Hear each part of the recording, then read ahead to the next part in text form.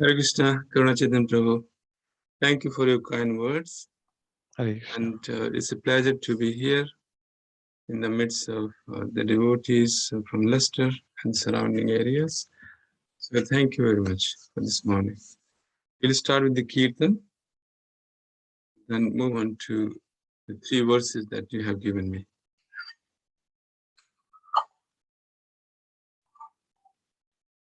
Am I audible, Prabhu? Yes, Prabhuji. Loud and clear. Thank you so much. Yeah. Jai Radha Madhava Kunja Vihari Jai Radha Madhava Kunja Vihari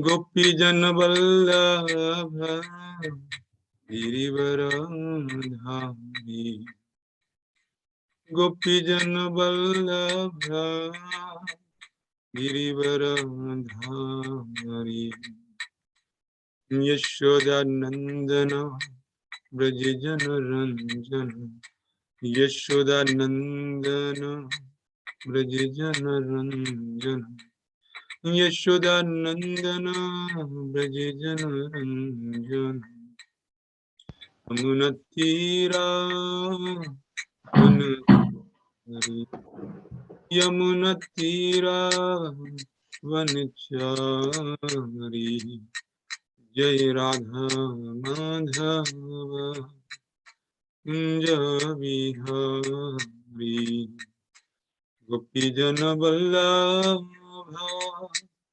Girivaradhari Yashoda Nandana Brajajana Ranjana Yashoda Nandana Brajajana Ranjana Yamunatira Vanachari Yamunatira Vanachari Jai Radha Madhava Kunja Vihari Jai Radha Madhava Radha Madhava Radhi Jai Radha Madhava Radha Madhava Radhi Jai Radha Sham Sundar Radha Sham Sundar Radhi Jai Radha Sham Sundar Radha Sham Sundar Radhi Jai Krishna Balaram Krishna Balaram Krishna Balaram Jaya Krishna Balaram Jaya Gauranita Gauranita Gauranita Jaya Gauranita Jaya Prabhupada Jaya Prabhupada Prabhupada Jaya Prabhupada Jai Guru Deva Guru Deva Guru Deva Jai Guru Deva Nitai Gauri Hari Bo Hari Bo Hari Bo Hari Bo जमशबाद Paramhans प्रभुपादिकाचार्य Shri Shrimad Krishna कृपा मूर्ति श्री भक्तिवेदांत महाराज श्री प्रभुपाद की जय अनंत कोटि वैष्णव वृंद की जय नामचार्य श्री हरिदास ठाकुर की जय प्रेम से कहो श्री कृष्ण चैतन्य प्रभु नित्यानंद श्री अद्वैत गदाधर शिवासादि गौर भक्त वृंद की जय श्री श्री राधा कृष्ण गोप गोपीनाथ श्याम कुंड राधा कुंड गिरि गोवर्धन की जय ब्रजभूमि श्री वृंदावन धाम की जय श्री मायापुर धाम की जय श्री नवदीप मायापुर धाम की जय जगन्नाथपुरी धाम की जय जगन्नाथ स्वामी की जय श्री श्री राधा माधव की जय इस्कॉन लेस्टर की जय गौर प्रेमानंदे हरि हरि बोल all glories to the assembled devotees all glories to the assembled devotees all glories to the assembled devotees All glories to Sri Sri Guru and Gauranga. All glories to Srila Prabhupada.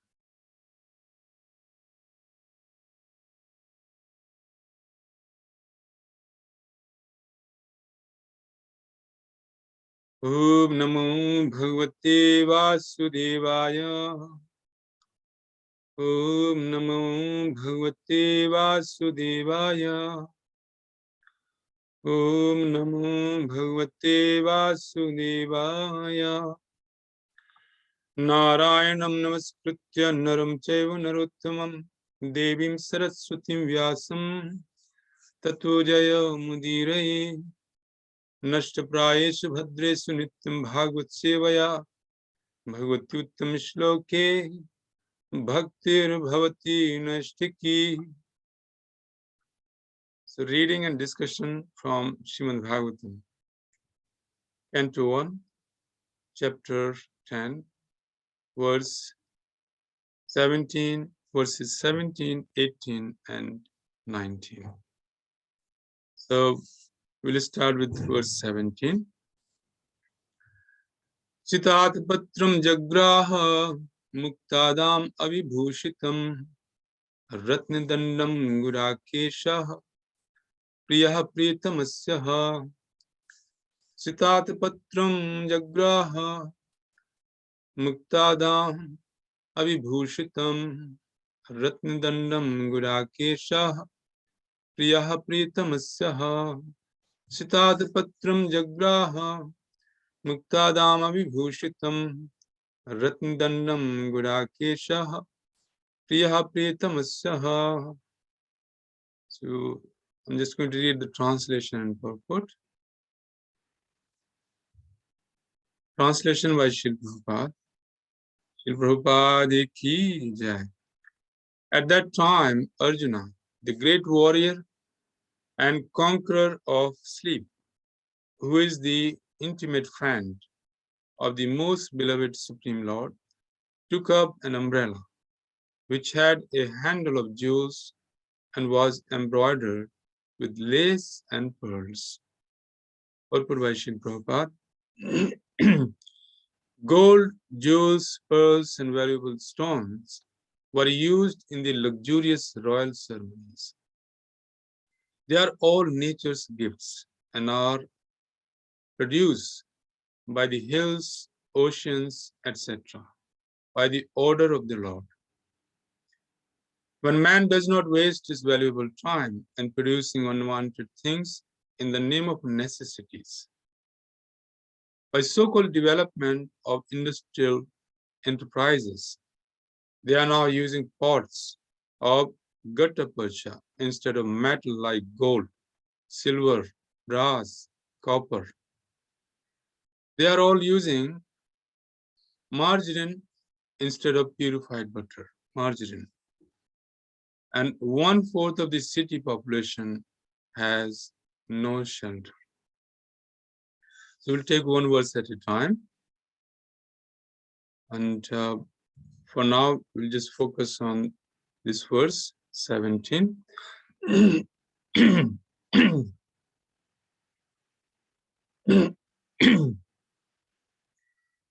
So the context here is that the Lord is about to go to Dwarka. And everyone is anxious. The amazing thing is that everyone is anxious, including Dhritarashtra. So Dhritarashtra is also anxious.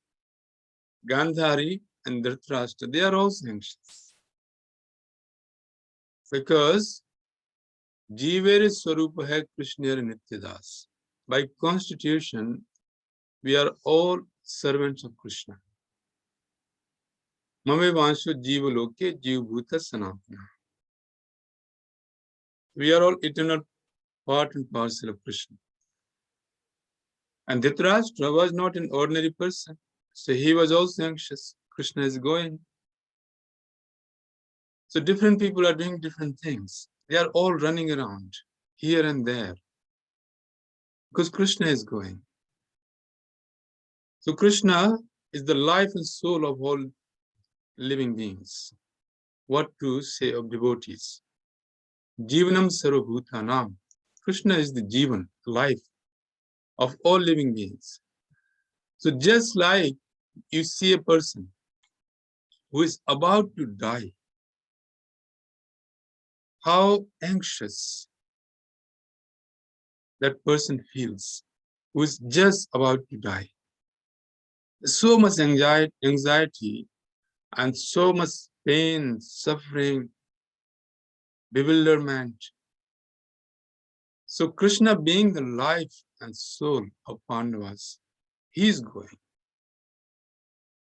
So because he is going, so everyone is feeling very anxious, bewildered, and extreme sense of pain, this sense of pain, as if their life is going. So when I read this, remember, I found that Dhritarashtra was anxious. So that surprised me. Later on, I thought that Dhritarashtra was not an ordinary person. After all, he is the son of Lord Vyasadeva, and he is also the uncle of Pandavas, the pure devotees, half brother of Vidurji. Then through Duryodhan, Dhritarashtra is also connected to Krishna. He is also connected to Krishna through Draupadi and Pandu Maharaj. And Draupadi and Pandavas, and Kunti and Pandu Maharaj. So through Pandavas and also his own son Duryodhan, Dhritarashtra is connected to Krishna. Because Duryodhan's daughter Lakshmana was married to Krishna's son, Jambavati's son, Samba. So we can see that Dhritarashtra and all the Pandavas and the residents of Hastinapur, they are so anxious. But now the Lord has decided to go. First time when he decided to go, Kunti Devi offered her prayers, and then Yudhishthira Maharaj broke in tears. So he had to stop. But this time he is going. He is definitely going. So now we can see the situation in Hastinapur, that all Pandavas are engaged in some sort of service. So normally we see Krishna as Parthasarathi. Krishna is driving the chariot of Arjuna. But in those descriptions, we find that time to time, Krishna has been addressed as Achyuta. Senayor Ubhayor Madhye Ratham Sthape Me Achyuta. So although Krishna is driving the chariot of Arjuna, but he is still Achyuta. He maintains his position as the Supreme Personality of Godhead. This is what our Acharyas point out, that despite driving the chariot and taking an inferior position as Arjuna's chariot driver, Krishna is Achyuta. Therefore, he is still the Supreme Personality of Godhead, the Master of all. Bhoktaram Yagadabsham Sarvalok Maheshwaram. Suhridam Sarvabhutanam Gyattamam Shantam Rachiti.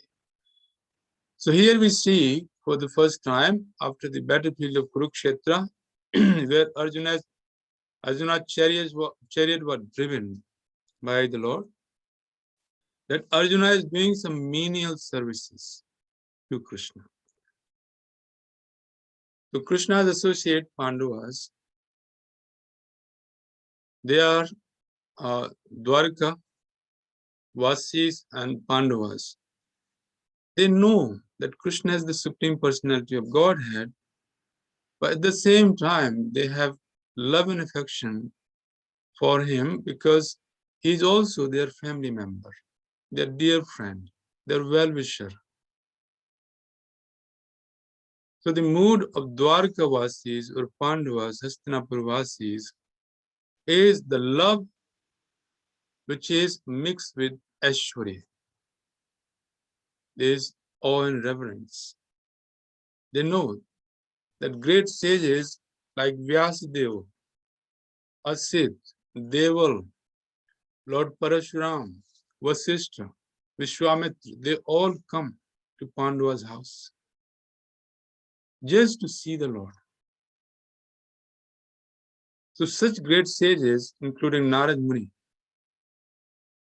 they would not often come.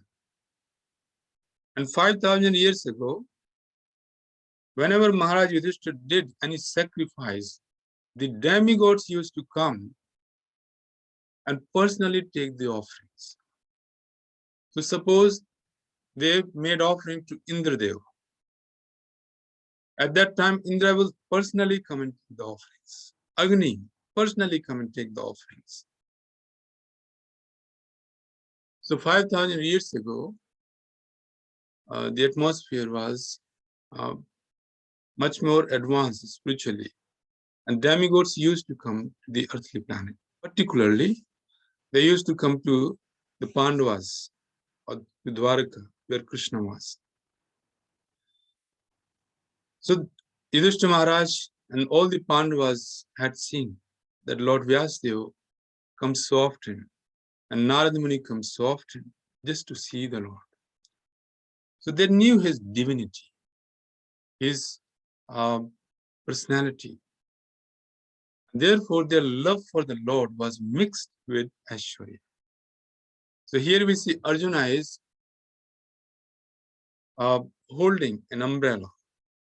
And that umbrella has been described as bedecked with so many jewels. It had handle of jewels and was embroidered lace and pearls. In the purport, Prabhupada explains that 5,000 years ago, these valuable stones, jewels, minerals, they were used, and that was the opulence. Prabhupada said that they are all natural gifts which were given by hills and oceans, and they were used for household paraphernalia as well as for ornamentation, decorating their bodies.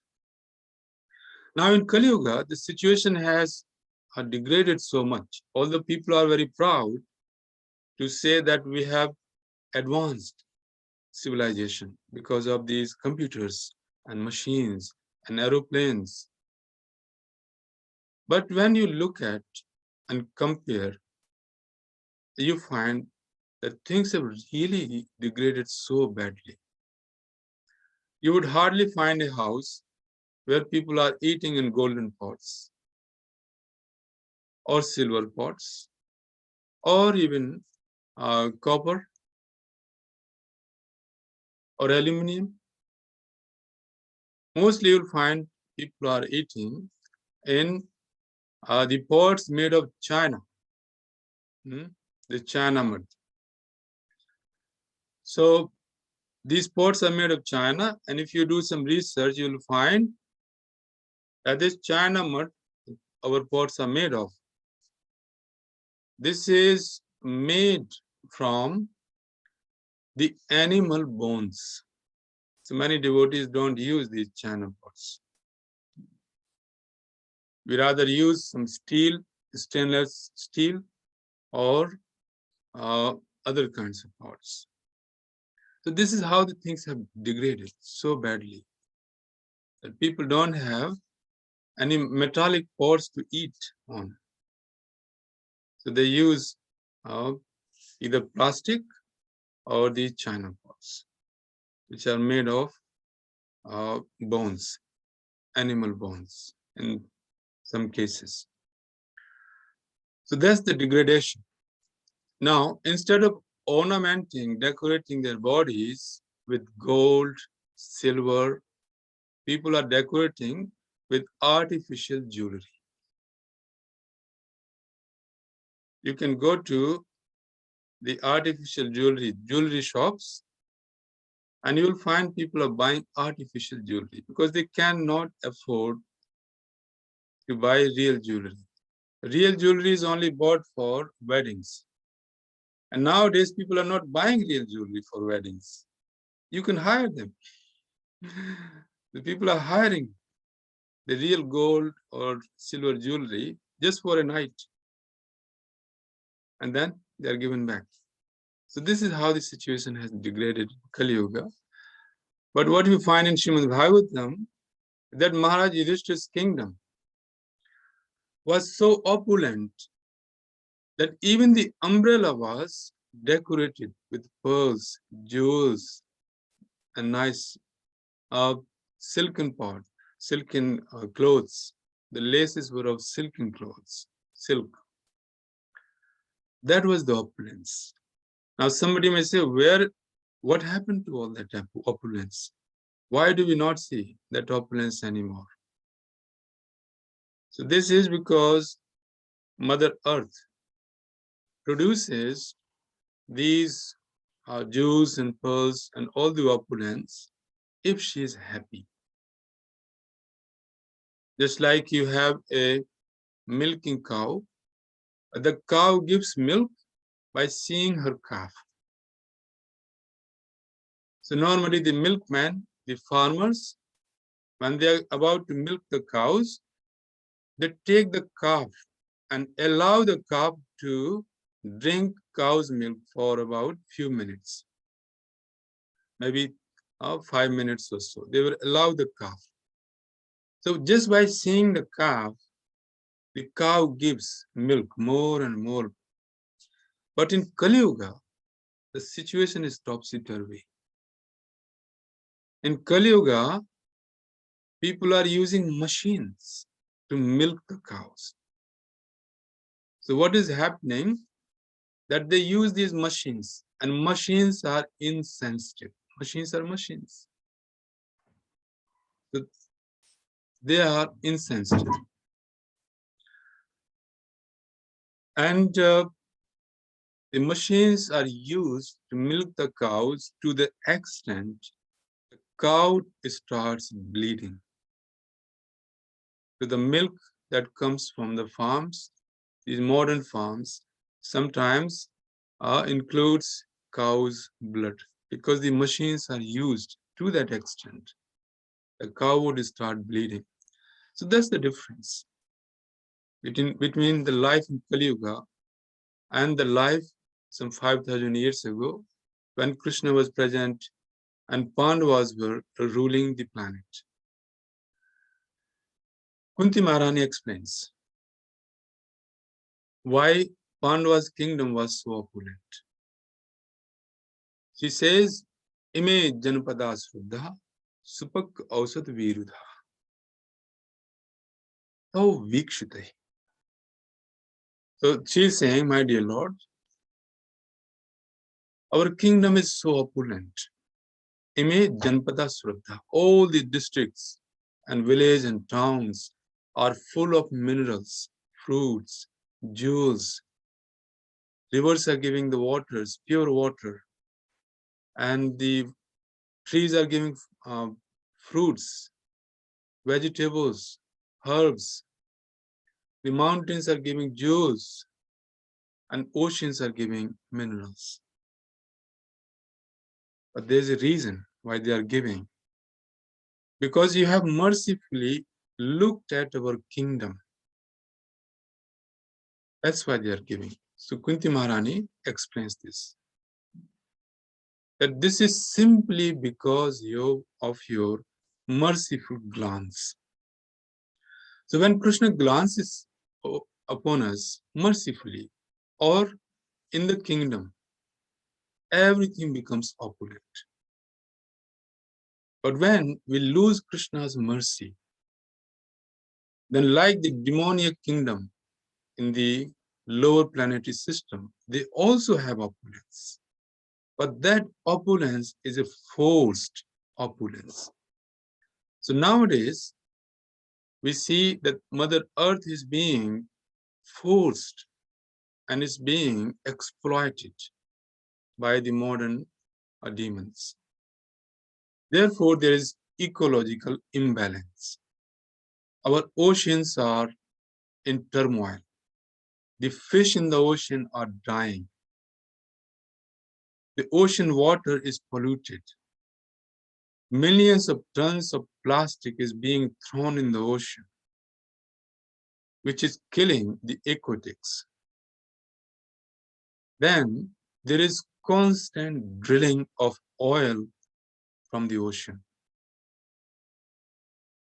About 12 years ago, British Petroleum, BP, one of the biggest petroleum company in the world, they were drilling in South America.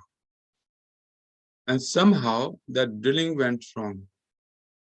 So there was a leak and billions of tons of oil, crude oil, came to the surface and killed so many fish and also harmed the human life.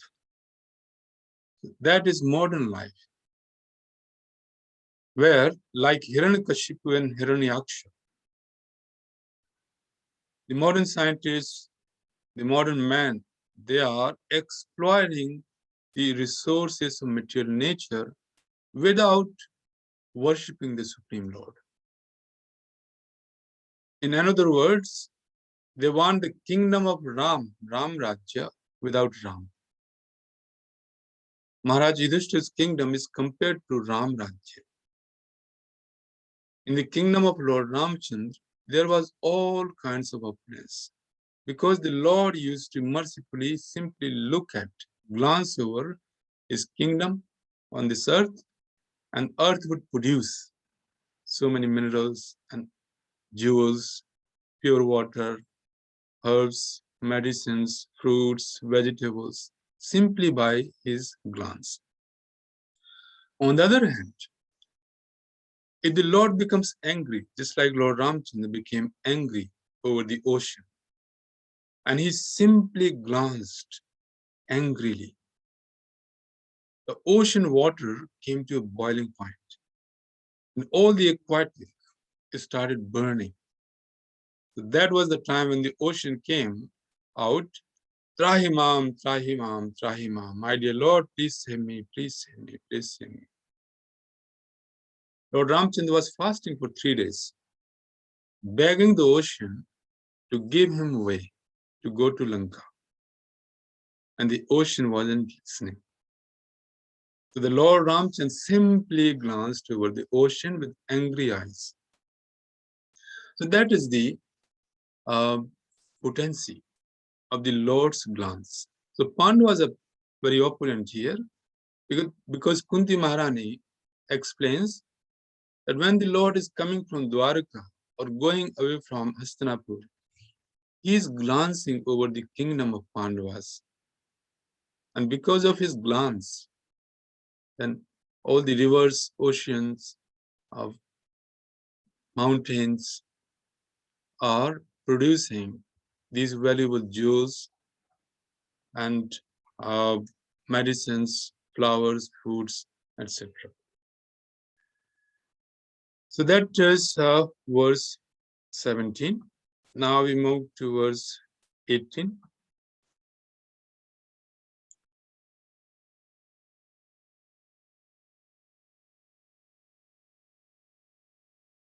Okay, so the verse 18 is on the screen.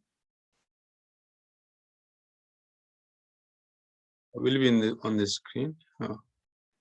Okay, don't worry, bro. I've got verse 18. Unless you can get it. Okay, that's fine. So verse 18.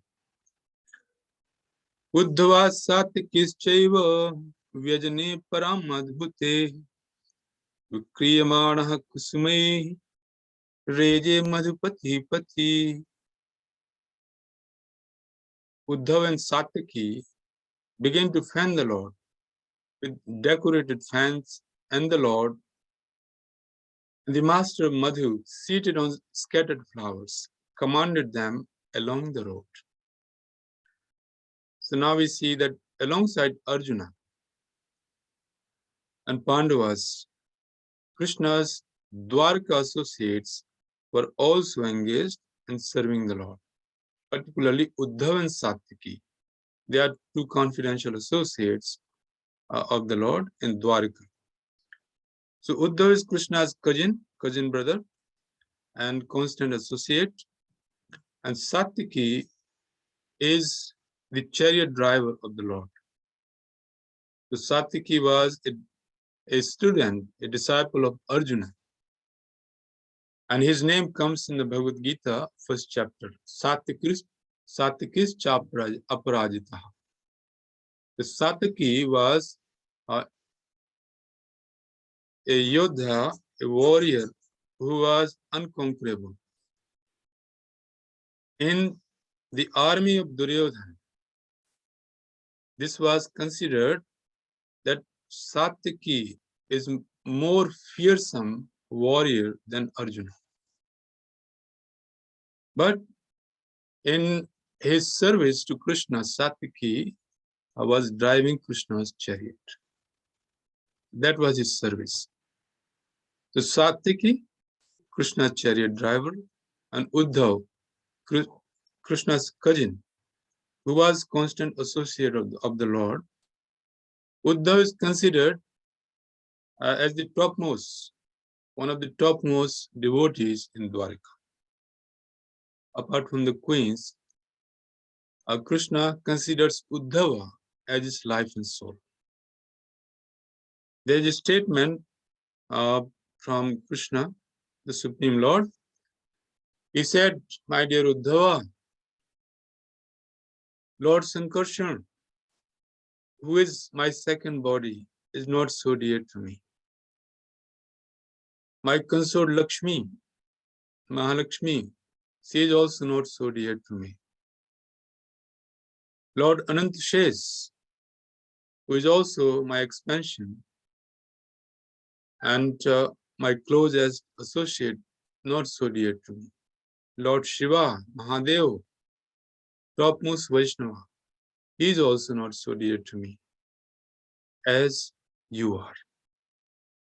So Krishna considered Uddhava as one of his most dearmost associates. Uddhava, from the very childhood, was very attached to the Lord. So Uddhava used to play with Krishna dolls. Just like our devotee children, they are given Krishna dolls to play with. So Uddhava, from the very childhood, he had no interest in anything, in playing or childhood activities. His favorite play was just simply worship Krishna doll. The deity of Krishna, bathe him, decorate him, put garlands on him, and worship him. That was his play from childhood. A very dear devotee of the Lord. Then Uddhava went to the heavenly planets to study from Brihaspati. So Uddhava is the disciple of Brihaspati.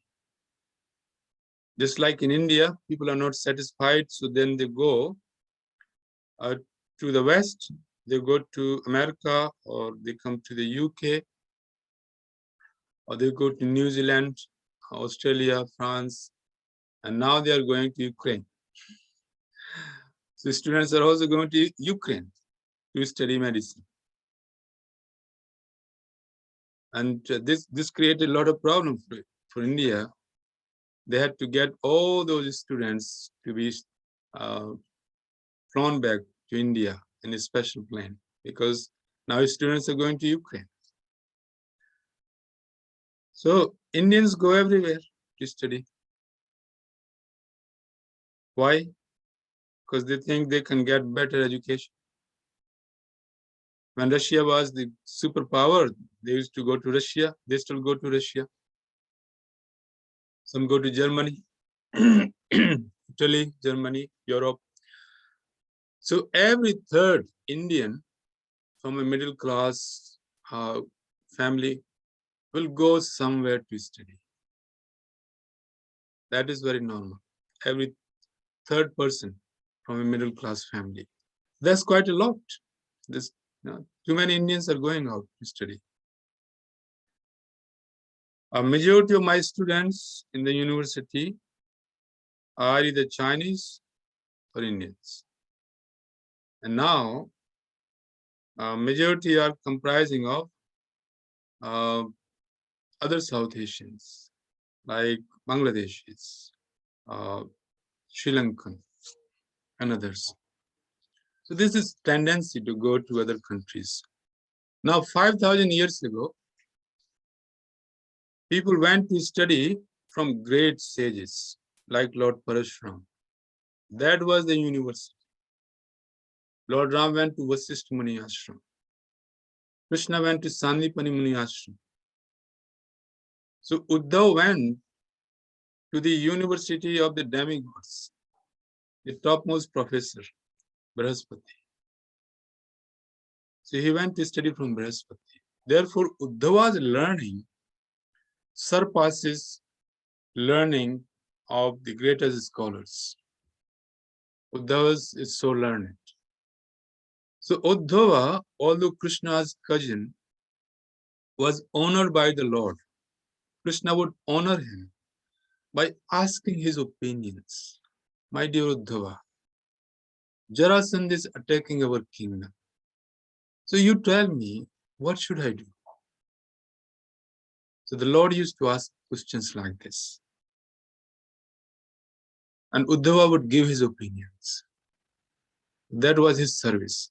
But here we see Arjuna and Uddhava, both are serving the Lord.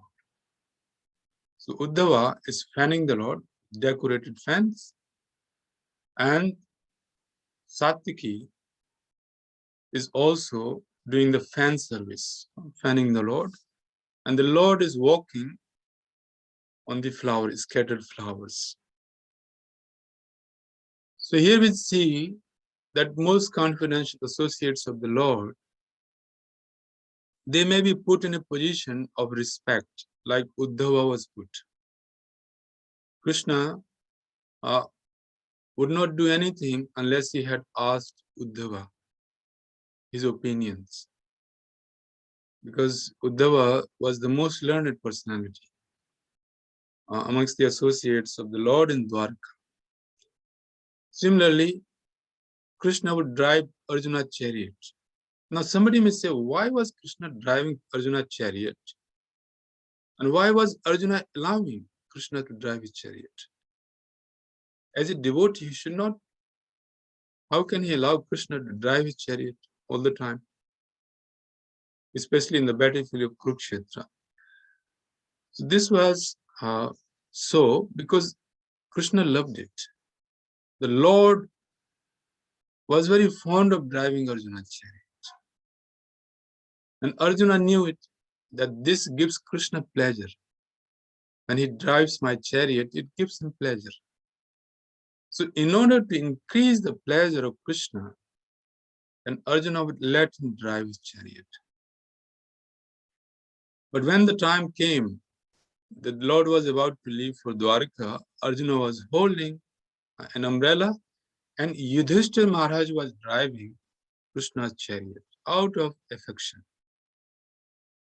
Just like we see when the children are young, the parents, they carry their school bags.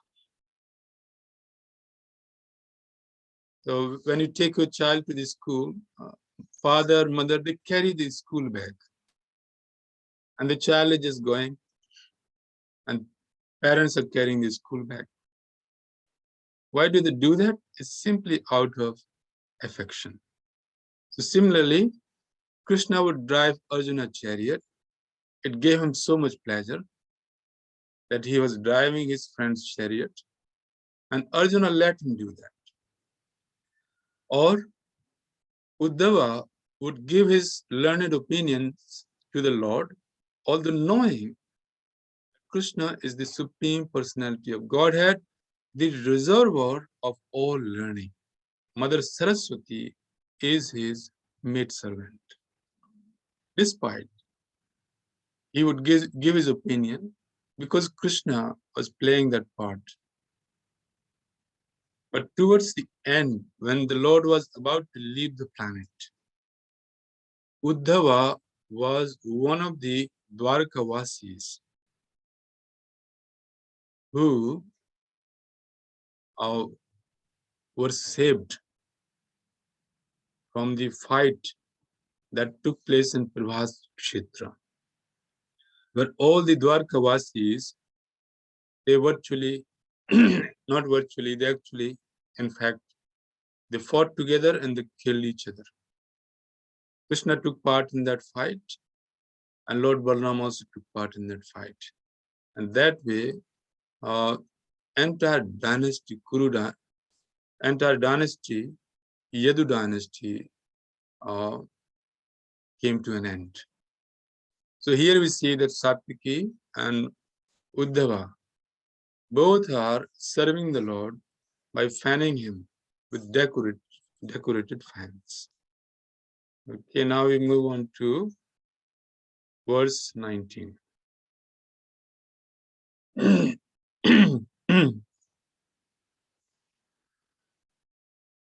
Ashwantashishaha satya tatra tatra dvajirita nanurupascha nirgunasya gunatmana. Translation. It was being heard here and there that the benedictions being paid to Krishna were neither befitting nor unfitting, because they were all for the Absolute, who was now playing the part of a human being. At places, there were sounds of Vedic benedictions aiming at the personality of Godhead Sri Krishna. Benedictions were fitting in the sense that the Lord was playing the part of a human being, as if a cousin of Maharaj Yudhishthira. But they were also unfitting, because the Lord is absolute and has nothing to do with any kind of material relatives. He is nirguna, or there are no material qualities in him, but he is full of transcendental qualities. In the transcendental world, there is nothing contradictory. Whereas in the relative world, everything has its opposite. In the relative world, white is the opposite conception of black, but in the transcendental world, there is no distinction between white and black. Therefore, the sounds of benedictions uttered by the learned Brahmanas here and there appear to be contradictory in relation with the absolute person. But when they are applied to the absolute person, they lose all contradiction and become transcendental. One example may clear this idea. Lord Sri Krishna is sometimes described as a thief. He is very famous amongst his pure devotees as the Makhan Chor. He used to steal butter from the houses of neighbors at Vrindavan in his early age. Since then, he is famous as a thief. But in spite of his being famous as a thief, he is worshipped as a thief. Whereas in the mundane world, a thief is punished and is never praised. Since he is the absolute personality of Godhead, everything is applicable to him. And still, in spite of all contradictions, he is the supreme personality of Godhead. So now we see that this portion is describing the service of the Brahmanas. Service of the Brahmanas is to give benediction, give knowledge, and give benedictions. So Brahmanas were chanting Ved Richas, the mantras of the Vedas, in the form of blessings. Just like we chant Purush Shukta when the Abhishek is going on or other ceremonies are going on, we chant Purush Shukta. So there are many auspicious prayers in the Vedas that bring auspiciousness. Like Om Sahana Bhavatu Sahano Bhunaktu Sahaviram Karvavahi Tejasvinavadhitamastu Ma Viddushabahi Om Shantihi Shantihi Shantihi. So all these prayers, they bring auspiciousness. Om Sahana Bhavatu. Let us always go together, be together. Okay. Sahana Bhunaktu. Let us eat together. Sahaviryam Karvavahi. Let us all do great work. Tejasvinavadhitamastu Ma Viddushabahi. Let us never be inimical to anyone. So these kind of prayers, they bring auspiciousness and they create very nice, positive. So Brahmanas in Vedic Yuga, Vedic age, they were trained to teach and also give benedictions to the people in general. So here we see that Brahmanas is also giving benedictions to the Lord. And they have come here to chant those auspicious mantras. Now when the Lord goes to Dwarka, the Brahmanas in Dwarka will also do the same thing. They will chant auspicious mantras and welcome the Lord with the hymns of the Vedas. We see in the example of Lord Ramachandra. So the philosophical point here is that Lord Krishna is absolute truth. Therefore, are these prayers fitting to him? Are these prayers fitting or unfitting? And Prabhupada explains in the purport that these prayers are also fitting and unfitting at the same time. Achintya Bheda Bhed. So Krishna is absolute, that simultaneously he is one and different from his energies. So simultaneously Krishna accepts those prayers, but so he makes them fitting because he accepts them as the service of his Brahmana devotees. But at the same time, these prayers are not fitting because they are giving benediction to the person who is the source of all benedictions. Just like earlier on, you were hearing that by Krishna's glance, Mother Earth became opulent. The kingdom of Pandavas became opulent simply by Krishna's glance. So our devotees go in the morning, we do Mangalarti, or we go for Sundararti. And one of the benedictions in the morning is that Krishna is glancing over you. The Krishna in the deity form is glancing over the devotees. And simply by that glance, all types of auspiciousness comes to the devotees. That's why the devotees go for Mangalarti, or they go to the temple to see the Lord. Because when you see the Lord is also seeing you. There is a story of a sannyasi in Vrindavan. I think his name was Swami Shraddhanand. So he was blind. But every day he used to come to take darshan of Maki Vihari, one of the most famous temples in Vrindavan, Shri Maki Vihari. So one time, some local Brijavasi kids asked him, Maharaj, you are blind, you have no eyes, but we see that every day you come for darshan on time. Can you explain this? So Swami Shraddhanand said, yes, I have no eyes, true, But my Lord has got eyes. He is Sahasra Shirsha Purushaha Sahasraksha. He has got thousands of eyes. I simply come so that he can see me, that I'm here. So when we go to the temple or go to Mangalarti, we have the opportunity that Krishna sees us. He knows we have come, we have offered our obeisances, offered our prayers. Krishna knows it and he becomes pleased.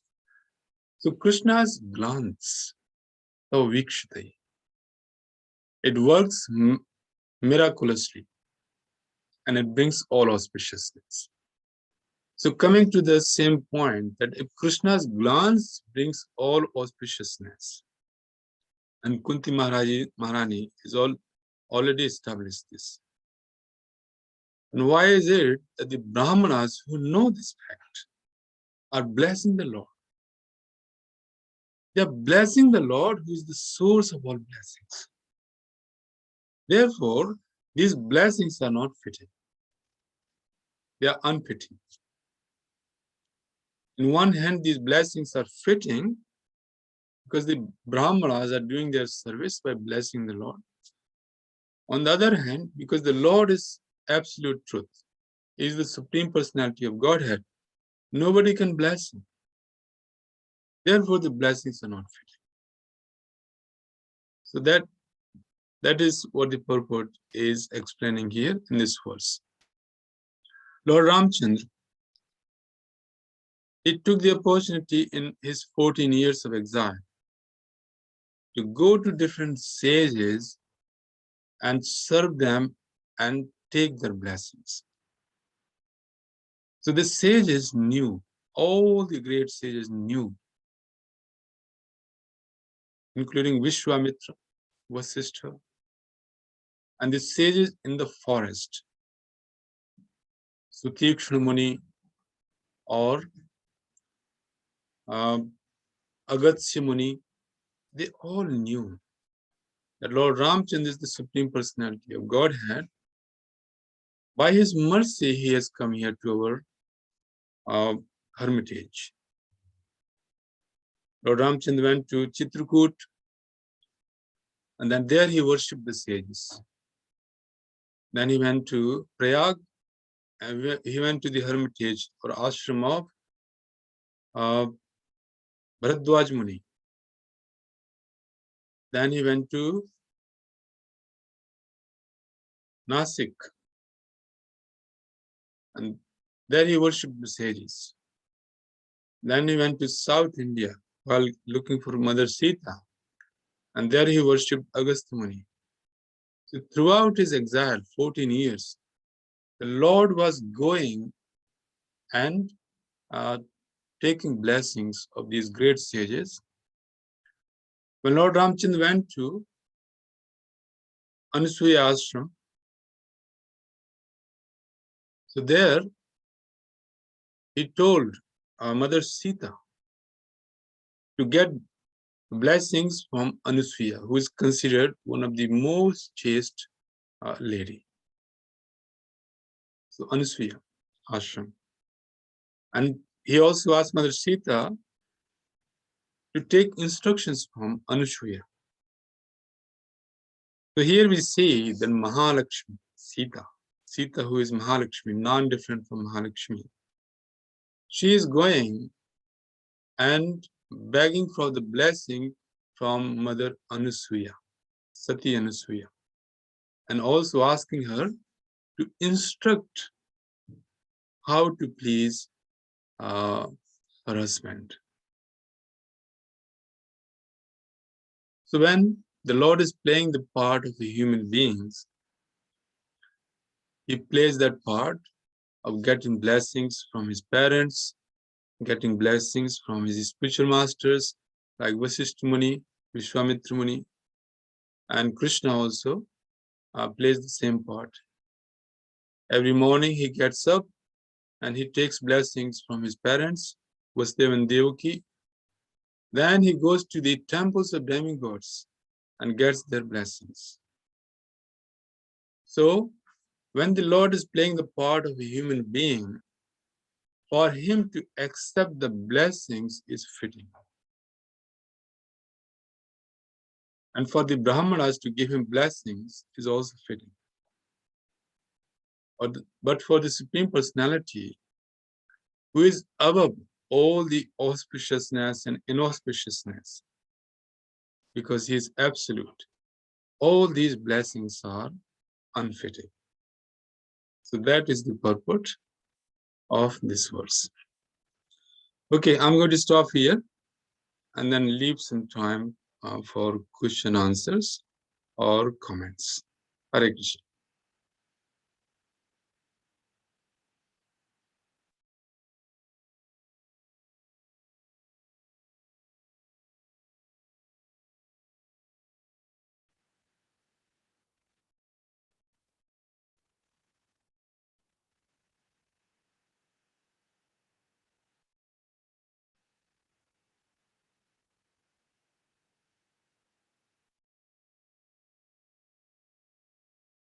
Are there any questions or comments?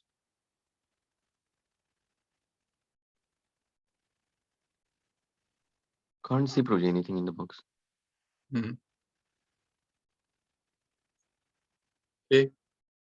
No question, no comment.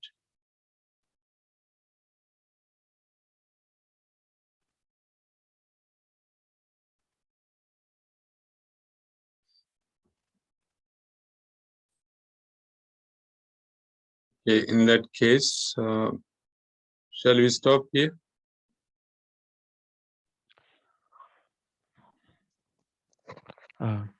Yes, Prabhu. Thank you so much for beautiful class. I once again request all the devotees to come forward if they've got any questions or comments to share.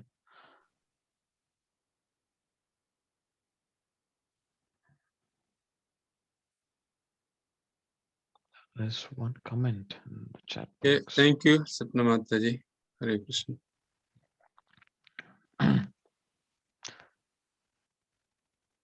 There seems to be no questions or comments, Prabhu. Thank you so much once again. Okay, I hope everyone was here. Just not the list of names. Hare Krishna. Hare Krishna, Prabhuji. Hare Krishna. I just want to say thank you for a lovely class. And I really like your comment about going to the temple so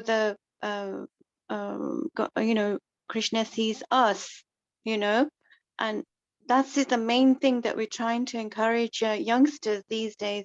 Because I get the question, why do we need to go to the temple when we can pray at home? And I always try my best to say, no, you have to go to the temple. And I want to give them an answer why they need to go to the temple. They say, oh, we got a temple at our house. We've got, Murti and everything of God at our house, of Radha Krishna. Why do we need to go to the temple? That's the questions from youngsters these days. So I'm going to try and say what you said to them. But is there anything else you can add that I can encourage, like my young, their sons are, in their 30s, they're married and everything, but still they say, no, Mom, we don't need to go to the temple. We're going to pray at home. So can you? Okay, it's a very, very nice question, Mataji. Thank you. Okay, so normally this is a misconception in India and outside India. And this misconception has been spread by Mayavadis. Why do you want to go to the temple? The temple, the Lord is in the heart. The Lord is everywhere. So Prabhupada gives counter argument to this argument that Lord is everywhere. Sarvam Kalimadam Brahma. That Brahman is everywhere.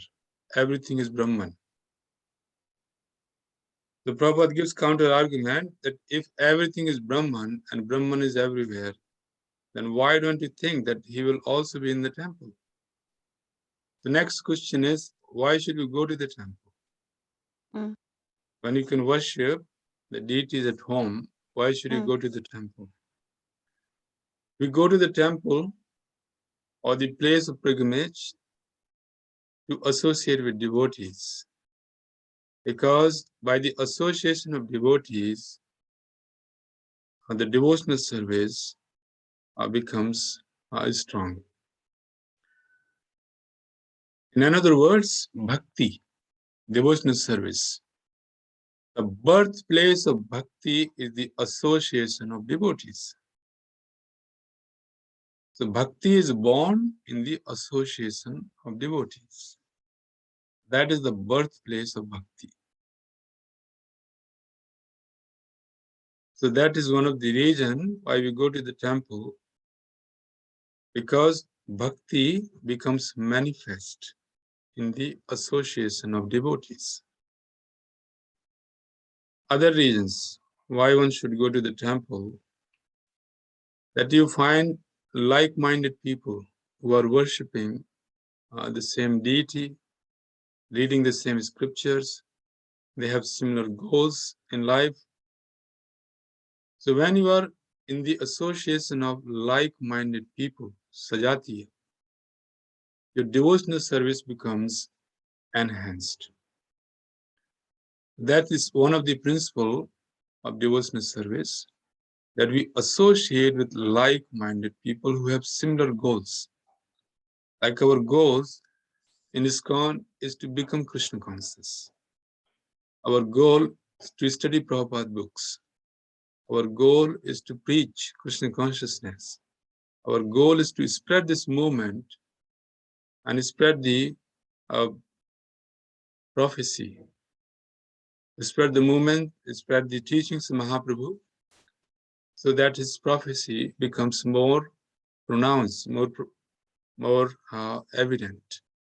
Mahaprabhu said, Prithvi, te ache jato nagar adi gram, sarvatra prachar huive morna. That as many towns and villages are there on the surface of the globe, earth, my name, Krishna's name, Mahaprabhu is Krishna. So Krishna's name will be spread. Now, we live in the UK, and if you calculate how many towns and villages are there in the UK, and how many ISKCON temples are there, and how much holy name is needed, because Mahaprabhu said every town and village. But in the UK, we only have a handful of temples and many congregational places, where places of congregation where the preaching is going on. But Mahaprabhu is saying every town and village. So we still have so much work to do as preachers, as the devotees of ISKCON. We have so much work to do, some preaching. So we go to the temple because we find like-minded people who are practicing and dedicating their life for practicing and preaching this gospel, the teachings of Mahaprabhu, the teachings of Krishna. For the youngsters, it's important to go to the temple, because in the temple, they can be engaged in some service, and service is purifying. There's a story of Mahamana Madan Mohan Malaviya, who is the founder of Kashi Hindu Vishwavidyalaya, or popularly known as the Banaras Hindu University. He was the founder. Very learned man, so learned that he was known as Mahamana, greatly learned human being, very learned man. So this Mahamana Madan Mohan Malavi, he came to Bhaktisiddhanta Saraswati Thakur once, and he said to the devotees that I want to see your spiritual master. This is a famous story because I have some questions. So the devotees went to Bhaktisiddhanta Saraswati Thakur, said, Guru Maharaj, Madan Mohan Malviya ji has come and he wants to ask you some question. So Bhaktisiddhanta Saraswati Thakur said, take him to the kitchen and just ask him to wash some pots with ashes. Those days we didn't use the washing powder. They used to use the ashes from burning the cow dung. So for an hour or so, Madan Mohan Malviya was washing the pots with the ashes, cow dung ashes. And afterwards, when the pot were washed, then they asked him that, would you like to come and ask a question to our Guru Maharaj? He said, no. My questions have been answered. So that is the magic. That is the wonderful thing of doing some service in the temple. Any service, some service. So when these youngsters go, they are not just going for playing in the temple. All the playing is important. They can play with their friends of same age. They can also be engaged in some service, any service, cleaning, washing, serving, or making garlands, any service. And that service is very, very powerful. I have seen here in Balaji Temple in Birmingham, which is one of the biggest Balaji temple, Tirupati Balaji Temple, that they have separate programs for youth, like we have Pandosena and other programs for children, that these youngsters who have been attending those programs, they have not only saved themselves from a lot of calamities, a lot of problems that youngsters go through in teenage years or before, but they have also become very focused. They developed good career and became devotees. So that is the advantage, that youngsters, those who are going to the temples, they're saving their life from a lot of problems that nowadays youngsters are going through. In India, one of the problems, most difficult problems youth are facing are the drugs. The drugs and various kind of addictions, particularly drugs. So youth is going through a huge pandemic problem in India, drugs, and all the other vices that are coming from the West. So the youngsters living in the West, living in the UK and other parts of the West, they can save themselves from so many problems simply by going to the temple with a humble service mood. They can go there, play with their friends, make some new friends, but at the same time, they can build character and become devotee. One devotee child I know, I knew him when he was 9 years old in one of the UK temples. And then eventually he joined Pandusena. He's heading the Pandusena in that temple. So in terms of his career, he remained focused in his studies, and his father rang me last month. He said he's going to London School of Economics to study economics. He has got a place there. So our children, they become very bright, they are bright, but when they come to the temple, do service, their intelligence becomes more refined.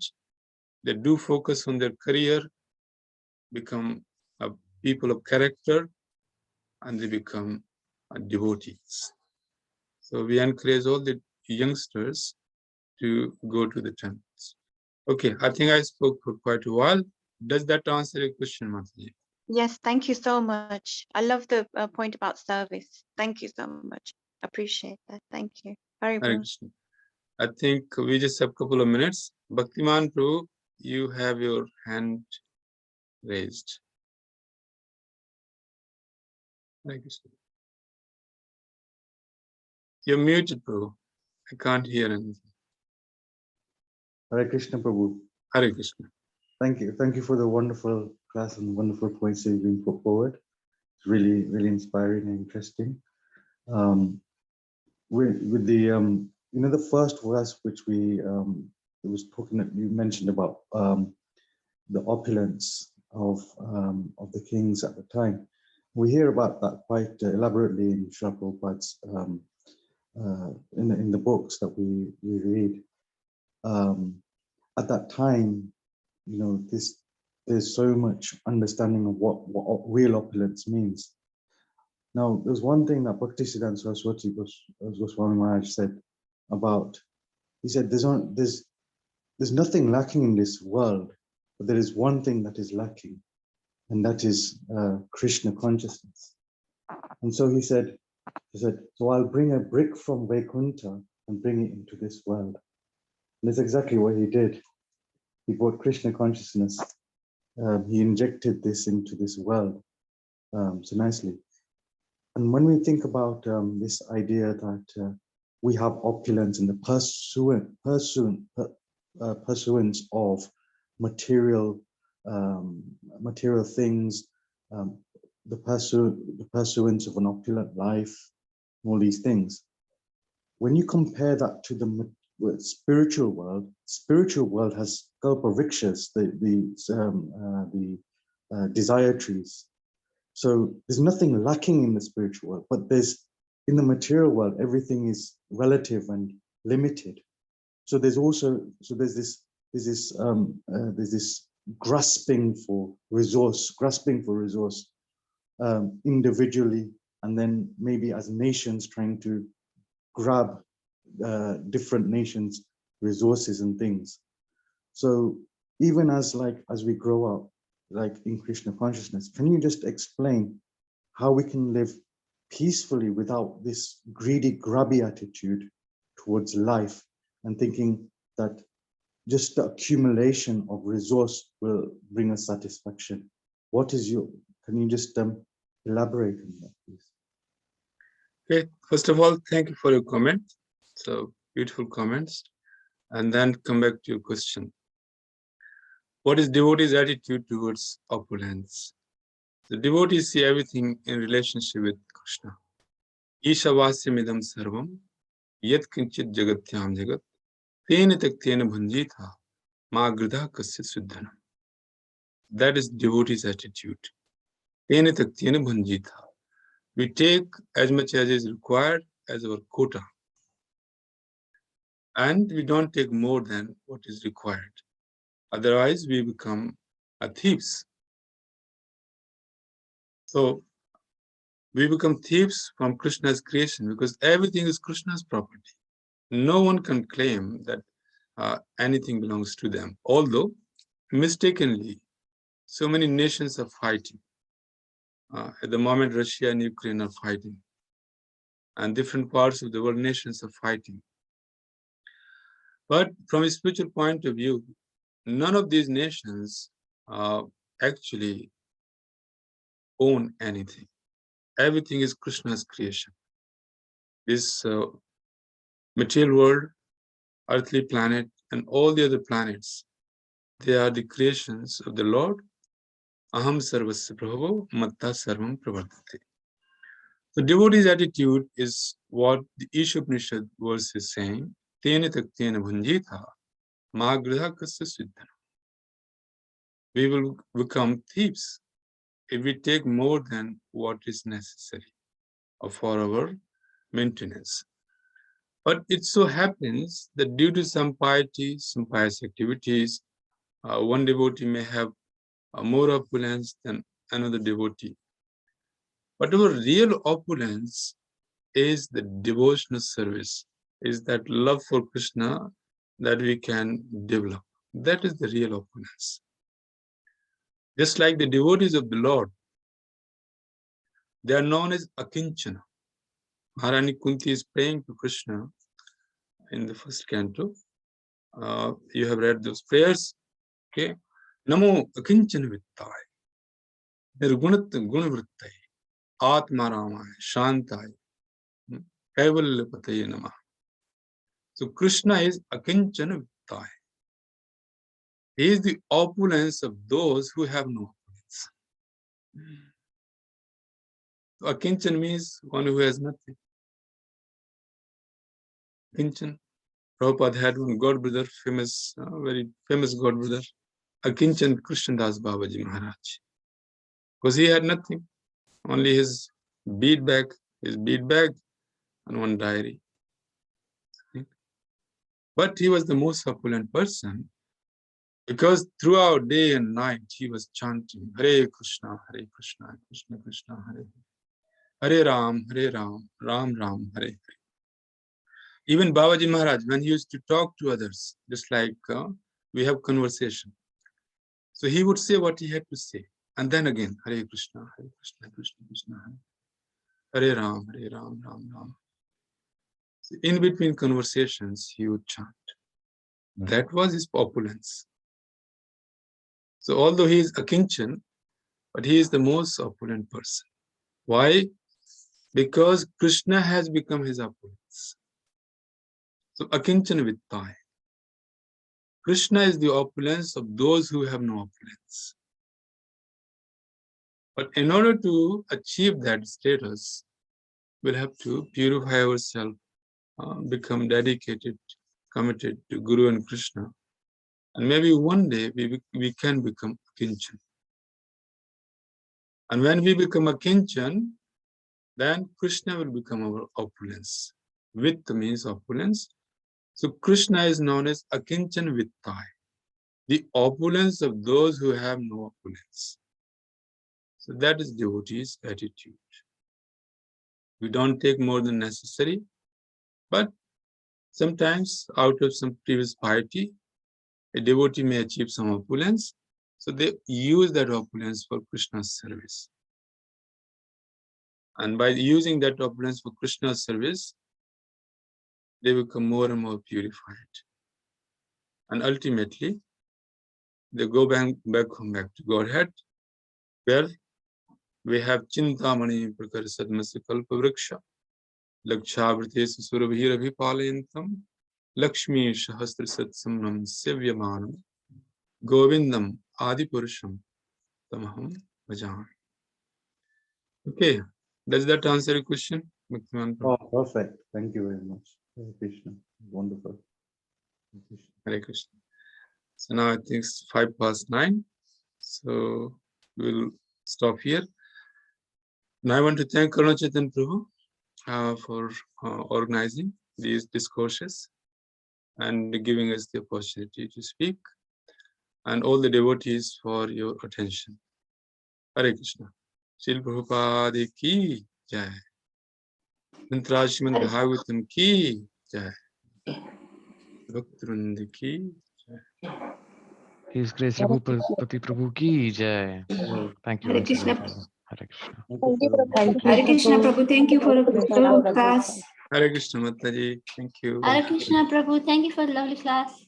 Thank you.